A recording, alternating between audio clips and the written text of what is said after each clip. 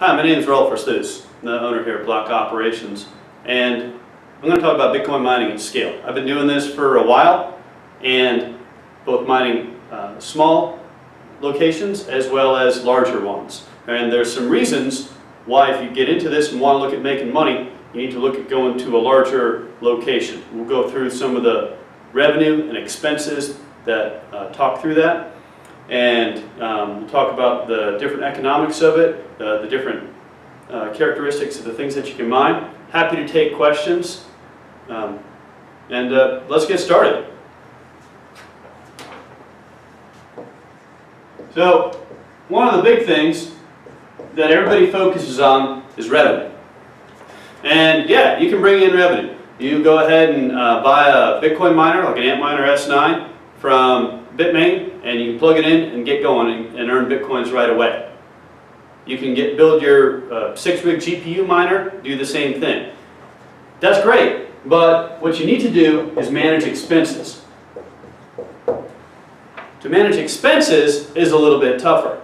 And we're going to go through the different coins that we can mine and the type of equipment that you need for them. And we're going to talk about the different types of expenses that you're going to have as well.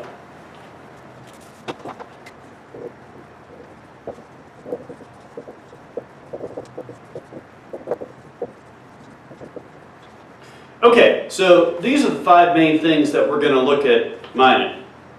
And they all have different progressions on the technology cycle. When a coin first comes out, if it's a new type of technology, it's first mined with CPUs, a central processing unit of a regular computer. After that, it fairly quickly moves to GPU-based mining. GPUs, graphical processing units, the graphic cards, have between 2,000 to 3,000 processors on them, and applications can be set up to mine in parallel on those. So GPU mining is the next step. If people determine that the coin is going to be around long enough, typically they'll start designing application-specific integrated circuits, or ASICs.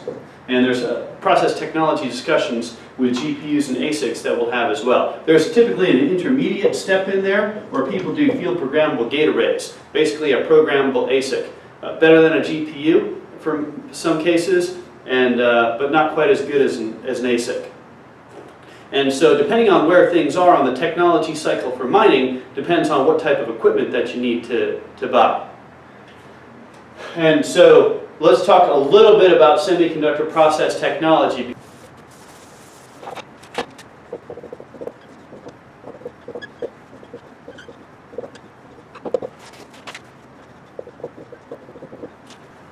Okay, so if you're going to be looking at mining things, and you're going to be buying equipment, make sure you look at what the semiconductor process technology that it's based on.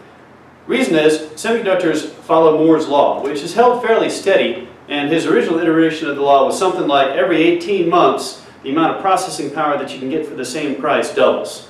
And that's held true since the mid-60s.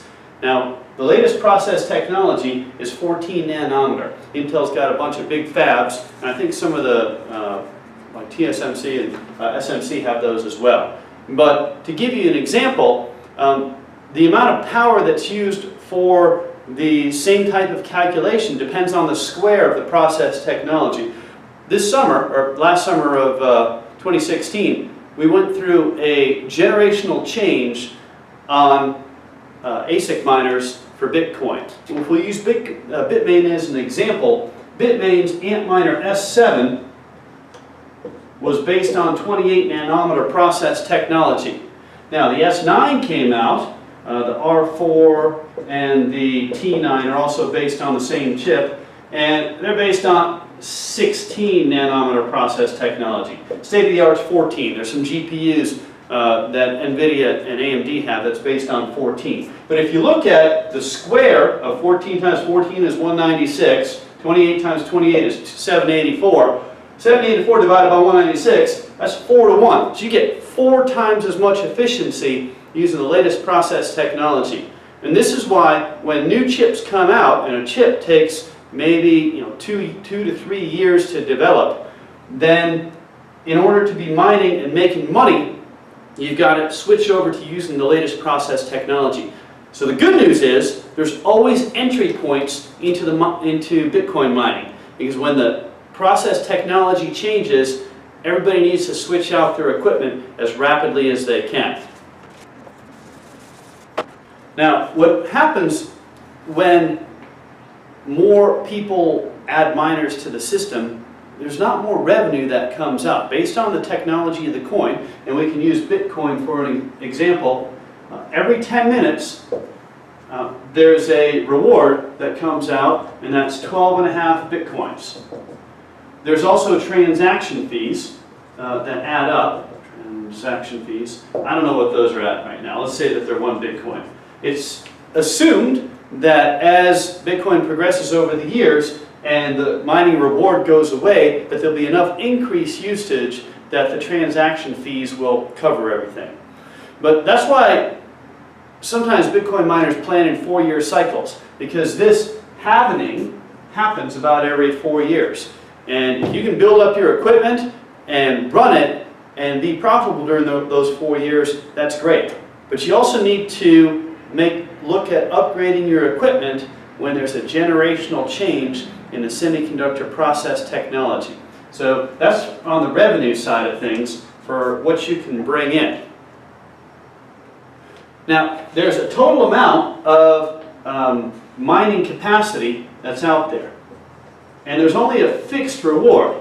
So as the mining capacity increases, the amount of reward that people get when they join mining pools goes down. So over time, what I expect to happen is that the mining capacity goes up, the reward goes down, reward per machine, but also in there, the price of the coin goes up. So depending on what the demand for the coin is, and depending on how fast capacity comes online, there's a balance of profitability in there. Now, so far, over the years, the profitability has been positive. Although about 1.5 years ago, when the Bitcoin price was around 300 and there was a lot of capacity, some people were mining at a loss, depending on what their costs were. So that's a good time to segue into, okay, this is the revenue that we bring in by running our machines and joining them to a mining pool and getting coins, and then you can sell coins periodically. So you don't have to sell them as soon as you get them. You also need to, on the revenue side, you need to have savings, because you need to save money both in Bitcoin and in dollars, in case the Bitcoin price goes down, dollars or whatever your local currency is, so that when the next generation of equipment comes out and you need to look at changing over it, that you have the money to do that. Okay, so let's talk about expenses. We can break those up into the standard types of things of fixed expenses and variable expenses. But as you bring in revenue from running your mining equipment, you need to look at paying your bills. Okay? And what are your major bills?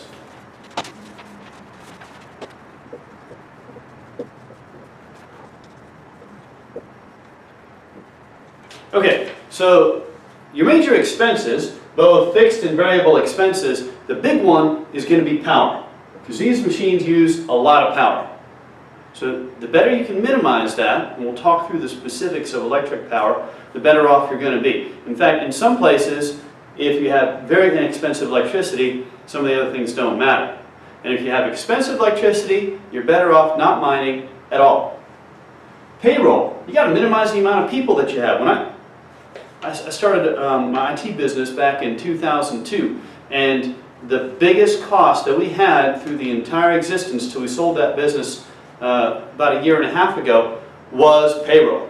It costs a lot to have people on staff. Anything that you can do to reduce your payroll costs will come out into the bottom line. Rent. I've been to some beautiful data centers, putting in servers, putting in networks, all sorts of things like that. You don't want to be in a beautiful data center. You want to be in low-class industrial space that's inexpensive. It doesn't need to be pretty. You don't need a lot of internet. It's good to have pretty fast internet. The The GPU miners and the Bitcoin miners download chunks of information to process, but compared to a lot of other internet providers or internet applications, it's not a lot that's required, but it has to be there. And then of course you need insurance and all the other basics of doing business. So let's talk a little bit more about electricity and how to look at that and see if it's even okay to start mining in your area.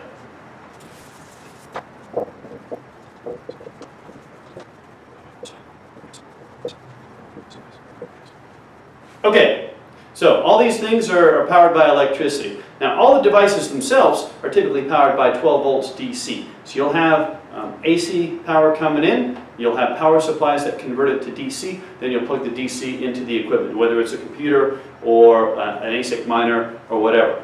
So you got to look to see if you can get good, cheap electricity. The rule of thumb is you need to have less than 10 cents per kilowatt hour to even think about mining profitably. In a lot of cases, there's also a demand fee. So you got to check your electric utilities in the areas that you're thinking of mining and figure out what the different pricing is based on the usage and the kilowatt hours that you're going to use, as well as the demand. Now, kilowatt hours is the actual amount of watts that you use over a period of time. Demand is a little trickier. Demand is variability in usage. So say you're an industrial plant where sometimes you need to have 500 kilowatts coming in, but most of the time you're using about 50. Well, you're going to have a huge demand variance because the electric company needs to bring in all the wires to handle 500 kilowatts, even though you're only mostly using 50 watts, or 50 anyway.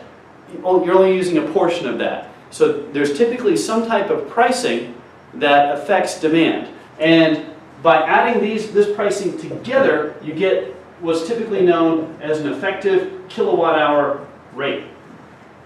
Now the good thing about mining is you run the stuff 24/7, so you're going to have very little demand surcharge. So in some cases, you can ignore demand if it's set up that it's only a surcharge based on variability of electricity that you use. In other cases, there's always a demand fee. So you need to put together a spreadsheet and figure out what your effective kilowatt hour rate is going to be at different levels of electric usage. And the amount of electricity that we use is measured in kilowatt hours. And there's a demand charge, but we don't have to worry about the demand charge unless it's fixed. So we're going to be talking volts. And normally, the electric company likes to get the electric voltage as high as it can because it reduces the amount of amps that have to come across the wire.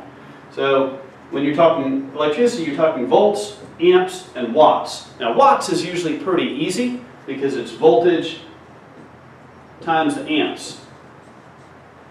And this is AC electricity that we're talking about.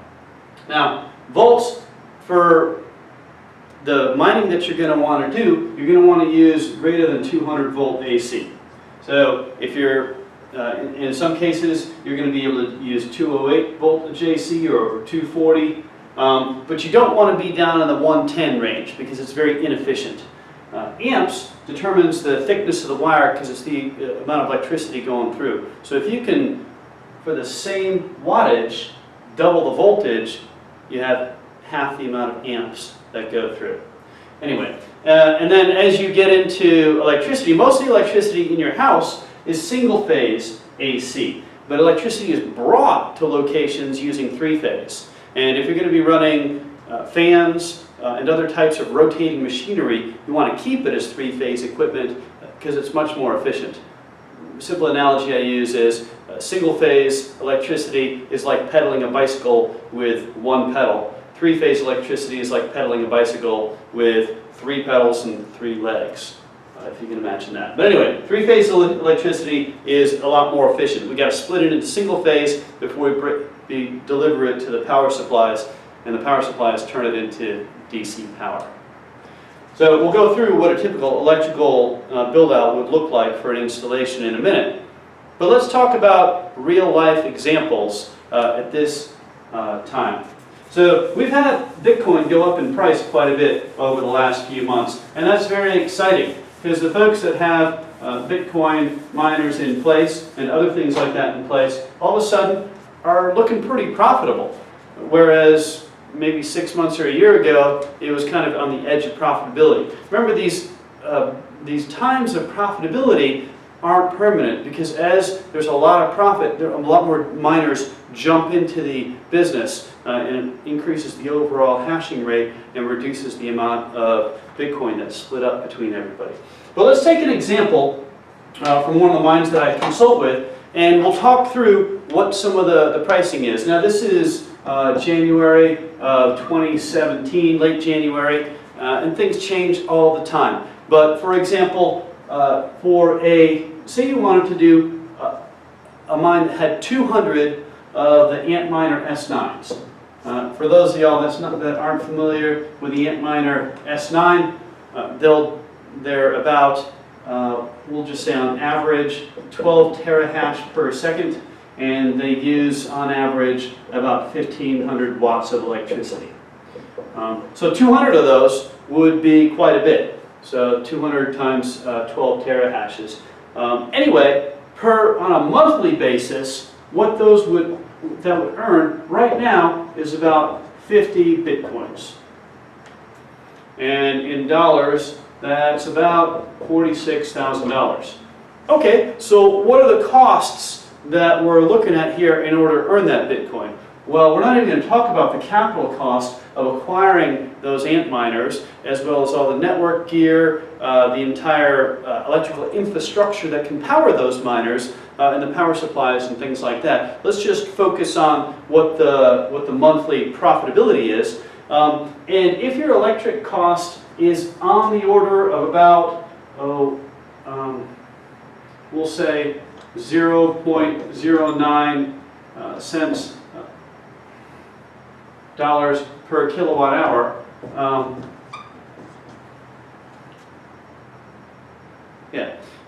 That electricity usage is going to be about 216,000 kilowatt hours per month. And the price, we'll just say that's around $17,000.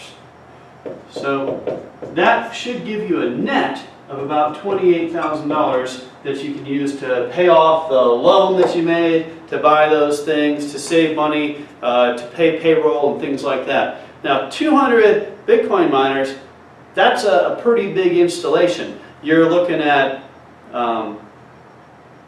you're looking at a pretty big installation, because there's power and there's cooling and there's network and stuff like that. And we can go through and add up what those look like. But here's an idea of what the profitability is. So you need to, out of that $28,000, you're like, well, I can do a lot with that $28,000. Well, you got to pay rent, $3,000 to $4,000 to $5,000. You got to pay payroll. Payroll adds up quick. If you're paying someone, let's say $60,000 a year, that's $5,000 to $8,000 a month in burden costs. You want to have minimal payroll at all. Insurance is going to cost you, I don't know, $3,000, $4,000, $5,000 a year. And again, this is pretty risky because the Bitcoin price might go up. You might not be able to buy equipment and things like that. Let's talk about what that equipment price is. If you can get it in a wholesale type environment, these things will probably cost you around $1,300 each. Add a power supply, PDUs, switching, other things like that. We'll say on a per Antminer cost with all the other stuff, it's about $1,600. Now, this does not include the whole electric build-out for this type of facility. The electric build-out for that facility is going to be on the order of, we'll just say, about $150,000. You could look for lower prices and doing all sorts of things like that. But that's quite a bit. So 200 times 1,600, what do we have? 32, and then how many zeros? 1, 2, 3, 4. $320,000 of equipment. Okay, so in order to produce that net of $28,000 before all the other things, we're looking at $320,000 worth of equipment and $150,000 worth of build-out. Okay, so that's about $500,000 worth of costs. How many months is it going to take us to pay back $500,000 worth of costs at this rate? going to take a while. That's why you got to keep your costs low, and you got to use your equipment for a while. Now there is some good news in here. Bitcoin price might keep going up, but like we said, as the price goes up, more people will get into it. Anyway, if you don't have payroll costs and you don't have much in the other way of costs, you can be paying back the equipment that you purchased in a year to a year and a half. And if you're mining with it for 2 to 3 years, that's a pretty good deal right there. If you already have an existing infrastructure that you built out that you can continue to year after year, because the electricity is not going to change much, that's going to help you also. So these types of numbers of the build out and other things like that are why larger existing Bitcoin mining facilities have an advantage. They already have the electric infrastructure, the network infrastructure, the cooling system in place. They probably even have all the AC to DC power supplies to power the miners. They just have to switch equipment in and out. The other thing is, once you mine at scale, you can start getting better electricity pricing. Now, in a lot of cases, if you look at your electricity pricing, there's going to be a break at about the 200 kilowatt hour per month rate. So look at here. We used about 216,000 kilowatt hours. Well, in a lot of cases, if you're using more than 200,000 kilowatt hours, anything above 200,000 kilowatt hours is going to be a lot less expensive. So for example, our utility here locally, if it's less than 200,000 kilowatt hours, are charging about 9 cents per kilowatt hour. 0.09.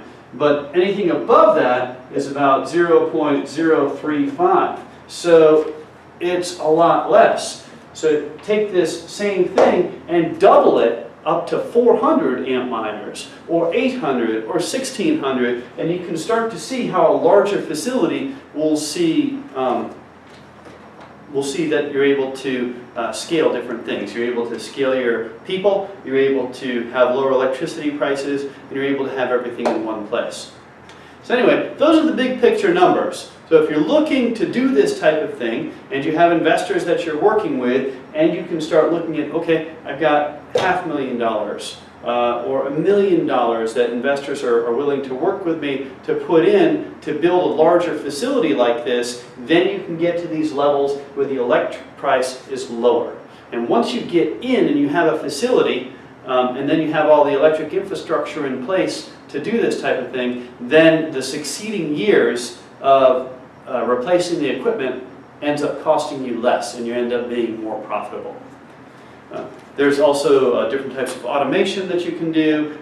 There's a lot of other things that you can do to improve your profitability. So let's talk about what the actual insides would look like of this facility. Okay, so power plant makes electricity. We're not going to discuss solar. We can discuss why that's a bad idea some other time. Just if you're near a hydro power plant, a dam, you're usually going to have good pricing, and you'll have nice steady power. Come in to close to your facility outside in a 3-phase transformer. This example is for about 200 miners, which I was using in the previous example. So this would probably have to be around a 200 kVA transformer. kVA is kind of like kilowatts, it's just a little different. VA is volt times amps. So kVA takes into account the power factor. Rotating machinery tends to have a power factor that the impedance makes the electric use inefficient. So that's why the transformers tend to be measured in kVAs. But the equipment we use has a pretty decent power factor, so we can directly translate to amps pretty much.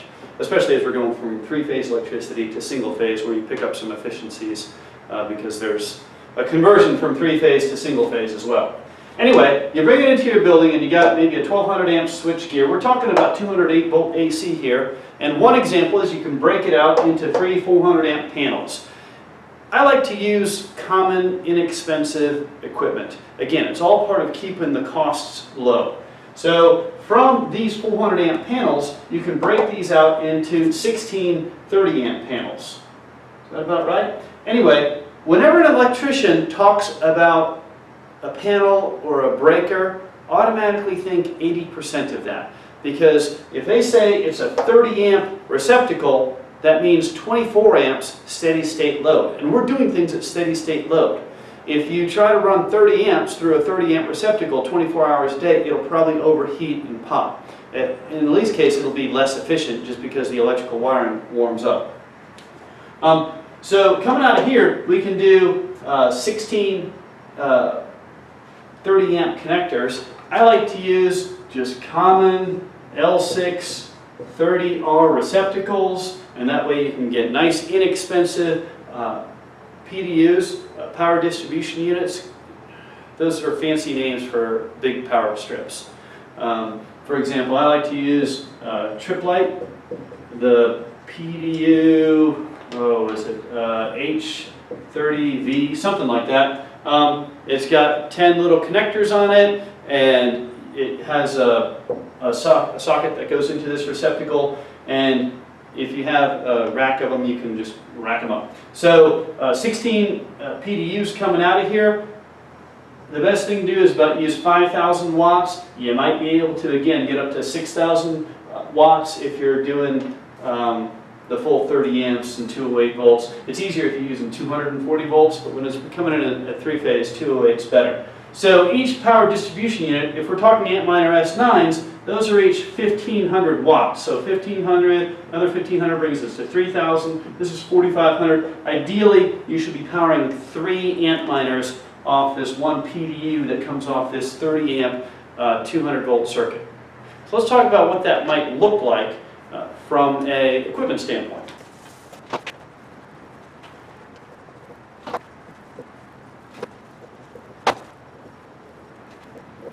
So here in a typical environment, we've got a very dense Antminer S9 deployment. So this is 24 in a single rack, and they're not all that big, so you can fit these together nicely. So these are the Antminer S9s. These are the AC to DC power supplies, and you're going to need, like I said, 8 power distribution units, and those PDUs are each going to plug into each one of those 30 amp connectors. So we got 8 30 amp connectors coming into 8 PDUs, and from the PDUs we power 3 Antminers per PDU. So you can see it all kinds of adds up there. We got 4 shelves of them, we got 4 sets of PDUs. Now each one of these devices needs to be connected to a network switch. So we'll connect 24 ports. I like to use 48 port switches, and since I got a lot of Cisco networking experience, I buy used switches. I get the used Cisco 3750 48 port switches. I can get those for probably about 50 bucks each on eBay. Every once in a while one of them doesn't work. But those things are reliable as heck, and even though they're only 100 megabit per second, they work fine for me. So usually we'll put the switch up there too. And this is about 24 Antminers. And if you want 200, you put 8 of these racks, and then you just got to cool them. So let's talk about how we want to cool them. Now blowing air through them is about the best way to do it. So each one of these Antminer S9s uses about 220 cubic feet per minute. So if we're going to do 200 of them, and we need to do 220 cubic feet per minute to exhaust all the air that these guys bring out, what's that? 2 times 2 is 4, and again that's zeros. 220, 200, 44,000 cubic feet per minute. Does that sound about right? Anyway, I think that's about right. So that's a lot of air. So a typical exhaust fan, like a 48-inch exhaust fan, is going to be about 20,000 cubic feet per minute. So in order to cool all this stuff, you got to have some big exhaust fans, and then you got to have some big filtered intake fans. If you don't filter your intake fans, then you're going to get dust in all these things, and you're going to have to open them up and blow them out. Anyways, there's a lot that goes into this type of things, but Bitcoin mining at scale is definitely something that you can do. And You just got to be willing to invest. You got to understand how to operate things at a more advanced level. Now you can work with contractors who will do this stuff. HVAC guys will come in and design and put in a cooling system for natural circulation cooling. These things run pretty warm. They're not like servers. They don't have spinning disk hard drives in them that overheat. The electricity, work with the electricians. Remember, anytime an electrician gives you a number, take 80% of it. Network, yeah, you'll probably need to work with a network and computer guy. And if you really want to do things right, instead of just mining Bitcoin, you mine Bitcoin, you mine Litecoin, you mine Zcash, you mine Ethereum, and all sorts of other things. That way you're kind of spreading it out and hedging your bets and not having everything built on top of Bitcoin. Anyway, that's just an introduction. If y'all have questions based on any of this type of stuff, I'm happy to answer questions. I'll probably be doing more video overviews and showing you some of this stuff in production. Thanks.